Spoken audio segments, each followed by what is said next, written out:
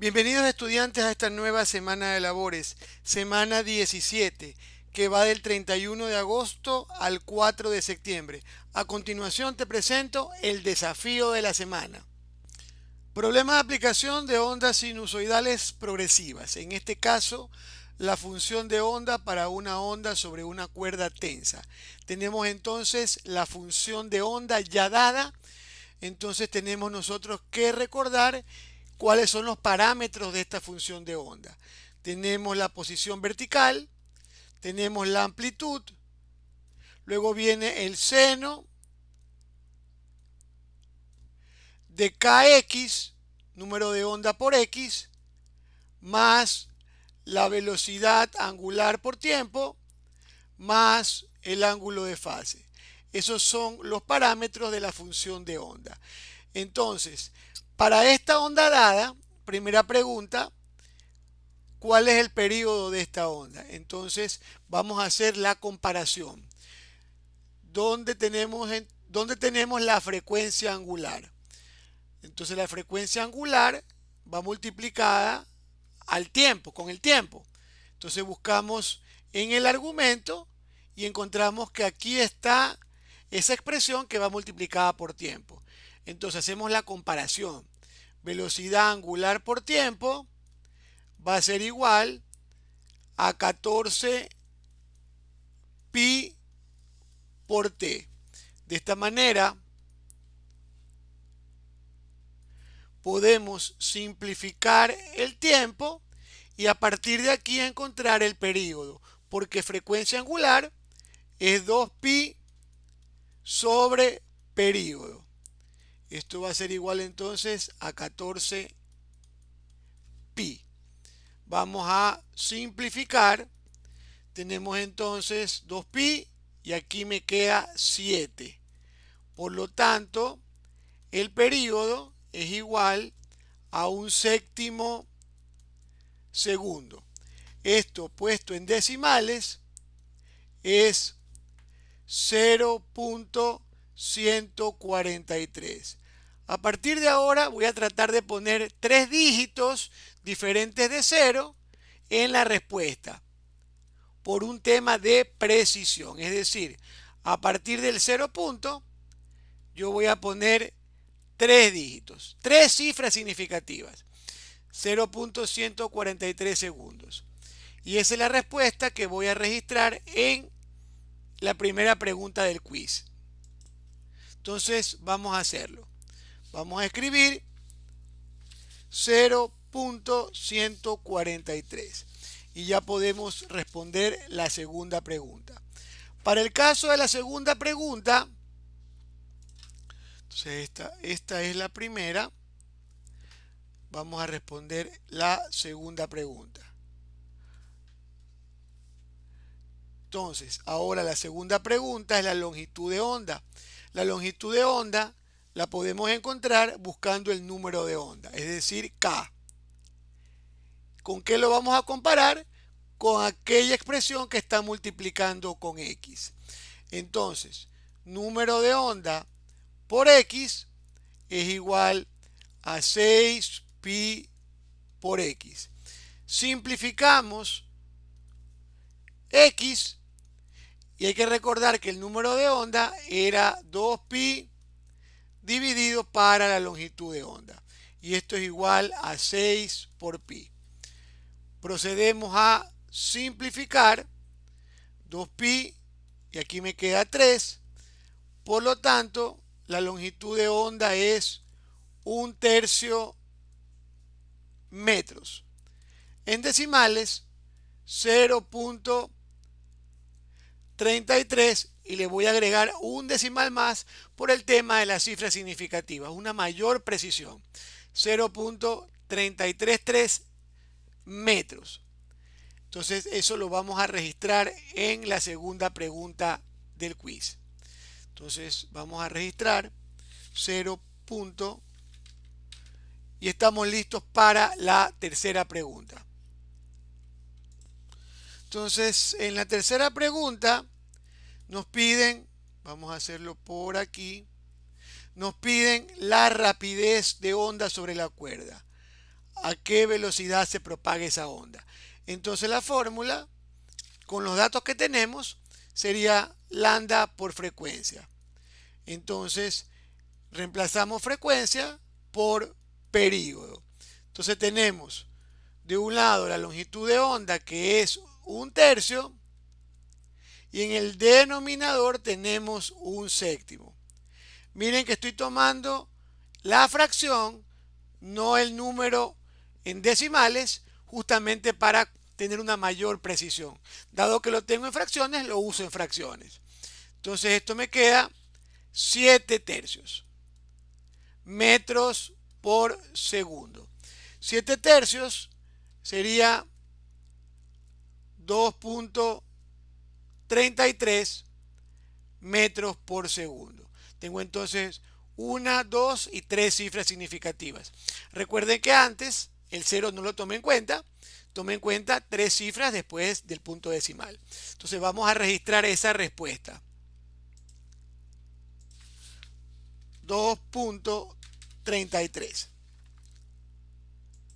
Veamos la cuarta pregunta. Nos piden la rapidez promedio a la que se transmite la energía. Me están pidiendo potencia. Vamos a hacer el cálculo de potencia. Vamos a hacerlo en una nueva página. Entonces, la rapidez promedio a la que se transmite energía es la potencia. ¿Qué potencia le suministro a la cuerda vibrante? Fórmula: 1/2 de la densidad lineal de la cuerda por la velocidad angular al cuadrado por la amplitud al cuadrado por la velocidad. Tenemos entonces 1/2 densidad lineal de la cuerda. Esto está en gramos sobre metro. Recuerden que debería dividir para 1000 para hacerlo kilogramos sobre metro. Es decir, 0.047 kilogramos sobre metro. La velocidad angular, 14 pi al cuadrado. La amplitud, 0.6 al cuadrado. Y esto va multiplicado por la velocidad. Si ustedes recuerdan, también teníamos la fracción. Y la fracción era 7/3. Multiplicado todo esto por 7/3. Entonces, al resolver esta operación, nos queda una potencia de 38.19 watts. Entonces, si bien es cierto que yo les dije que tomaran tres cifras significativas, tomar 4 está mucho mejor todavía. Entonces lo vamos a dejar de esta manera, 38.19. Y vamos a registrar la respuesta de la potencia. 38.19. Listo. Siguiente pregunta. La energía contenida en cada ciclo de la onda. Entonces, esta era pregunta 4. Vamos a resolver la pregunta 5. La energía en cada ciclo simplemente sería multiplicar la potencia por el tiempo. Pero como es por cada ciclo, ese tiempo corresponde a un periodo. Potencia por periodo. Tengo entonces 38.19 y esto multiplica el periodo, que era de 1/7. La energía entonces por cada ciclo de la onda es de 5.46 joules. Vamos a registrar la respuesta. 5.46 joules. Listo. Vamos ahora a la parte nueva de esta serie de ejercicios de ondas sinusoidales progresivas. Ahora yo puedo, en este caso pregunta 6, determinar la diferencia de fase entre los estados de vibración de una partícula para dos instantes dados. Es decir, por ejemplo, una partícula que está subiendo, vamos a suponer en este instante, en el instante 0.07 segundos, yo puedo ver si en el instante 1.356 segundos está haciendo el mismo movimiento o está moviéndose hacia otro lado. Es decir, si está en fase, si está subiendo en el instante 1, en el instante 2 la voy a encontrar en el mismo estado de vibración. Es lo que vamos a comprobar en este momento con la diferencia de fase.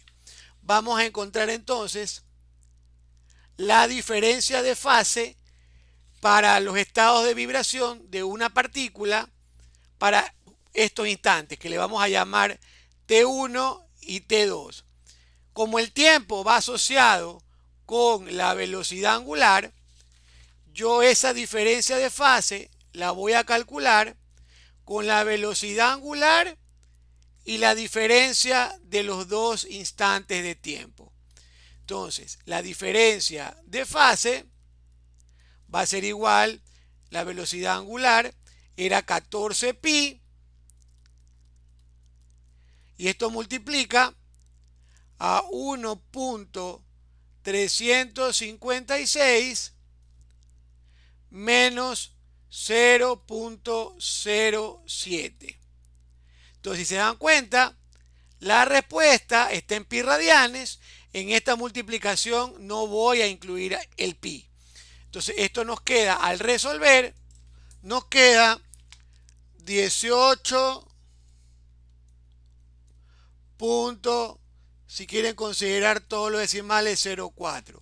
Pero para poner la respuesta, yo este número lo voy a aproximar al entero más cercano. El entero más cercano es 18. 18, recuerden que estaba multiplicando por pi. Esto va multiplicado por pi. Entonces 18. Vamos a registrar esa respuesta. 18 pi radianes. Entonces, ¿qué significa tener una diferencia de fase de 18 pi? Vamos a explicarlo. Entonces, una diferencia de fase de 18 pi, ¿qué significa? Significa que la partícula en estos instantes está en fase o no lo está. Entonces, 18 pi es un múltiplo exacto de 2 pi. 2pi es el ciclo de una onda. Si yo multiplico este ciclo por 9, tengo el 18pi que acabo de encontrar. Entonces, ¿qué significa este 9? Significa, este es el instante 2, este es el instante 1. Significa que ese instante 2, ¿cómo lo encuentro? Significa que tengo que al instante inicial sumarle 9 veces el periodo, lo cual demostraría que está en fase. Vamos a hacerlo. Instante 2 es igual a instante 1, 0.07 más 9 veces el periodo, que es de un séptimo. Al resolver esta operación, justamente nos queda 1.356 segundos. Entonces, estos dos instantes están en fase. ¿Por qué? Porque la diferencia de fase me quedó 18 pi. 18 pi es un múltiplo de 2 pi, que es un ciclo de una onda. Entonces, ese ciclo multiplicado por 9 veces, me da 18 pi. Entonces, conclusión, en fase. Por ahora, en esta pregunta no me piden que determine eso, pero en la siguiente sí. Entonces vamos a hacer la pregunta número 7. Ahora es la diferencia de fase entre los estados de vibración para un instante de tiempo. Es decir, que en un preciso momento yo tengo una partícula en la posición 0 y tengo otra en la posición 0.667. Quiero saber si en un instante preciso esas dos partículas que se encuentran en posiciones distintas podrían estar en fase. Vamos a hacer el análisis. Entonces, para el caso de encontrar la diferencia de fase, ya no entre dos instantes de tiempo, sino que hay una partícula en la posición 0 y otra en la posición 0.667 metros, vamos a determinar si están en fase. Diferencia de fase. Cuando se trata de posiciones, yo tengo que fijarme justamente qué multiplica la posición, y es el número de onda. Entonces, vamos a tomar el número de onda y lo vamos a multiplicar por la diferencia de las dos posiciones. Tenemos entonces que la diferencia de fase va a ser igual, en este caso, 6pi por 0.667 menos 0. ¿Cuánto nos queda de diferencia de fase? Vamos a hacer el cálculo. Me queda redondeado al entero más próximo 4pi. El mismo análisis. Esas dos partículas que se encuentran en dos posiciones distintas, en un instante cualquiera, van a estar en fase, vibrando igual. ¿Por qué? Porque este número es un múltiplo de 2pi. Entonces, eso nos permite llegar a la conclusión de que al ser un número múltiplo de 2pi, automáticamente decimos que esas partículas que están en dos posiciones distintas, en un determinado momento o en cualquier momento, están en fase. Vamos a registrar esta respuesta en el quiz. Entonces vamos al quiz.